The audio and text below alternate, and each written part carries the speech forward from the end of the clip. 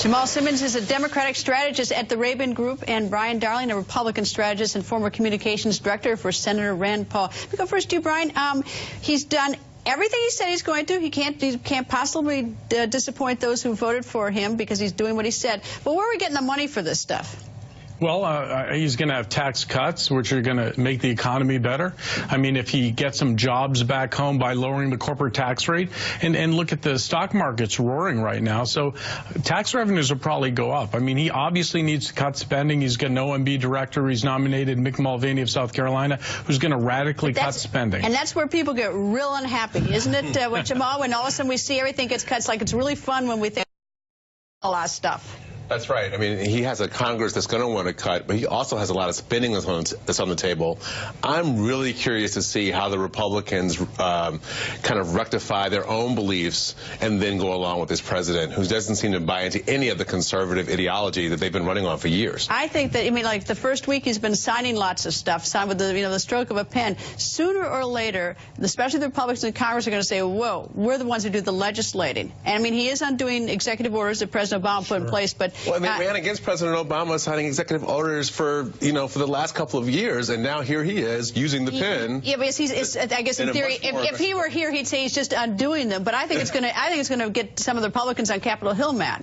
Well, I mean, he's become the promise keeper. This has been a great week for him where he's keeping his promises about Obamacare. He's keeping his promises about the wall. He's got a hiring freeze of federal employees. Some of it's a little sort of like, okay, he said that about TPP, but TPP didn't even exist. McConnell was never going to put it up for a vote. And so he has this dramatic signing that we're not going to get TPP and keeping the unions happy. But, it was never coming. Yeah, but he put the last nail in the coffin of TPP. I mean, that was one of his promises. TPP gone. I'm going to renegotiate NAFTA. These are all things that he's trying to keep those promises. It's early 1 week. But here's kind of our problem with this whole thing, right? So we are going to turn Asia over and let China have a bigger say in Asia by getting out of TPP. We are undermining the Geneva Conventions by embracing torture. He's going to embrace Vladimir Putin in Russia, and he's distancing himself from our ally in Mexico. Like, the foreign policy that's shaping up here, I don't think it's one that the American people signed up for when they voted for him. But, Jamal, I talked to some union people today, and they said, we got invited to the White House. The unions got invited to the White House. That's so great for them. Well, and they said President Obama didn't care. President Obama wasn't taking. He forgot us. He forgot us.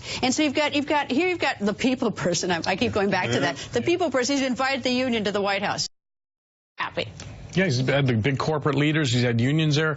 He's had members of Congress. I mean, the signing, when he started out, he had a signing ceremony, and he was joking around with Chuck Schumer. I mean, I think that President Obama was pretty disengaged from Congress, and he did not meet with all these business leaders. I think President Trump's a hands-on guy who's involved in everything. But here's the reality. The reality is we drew down the troops in Iraq. We're not going to have a whole conversation about President Obama, but we did all the things that President Obama promised to do. Most of them, maybe not all of them, but he did most of them. But what he did do is he left the country in peace and prosperity.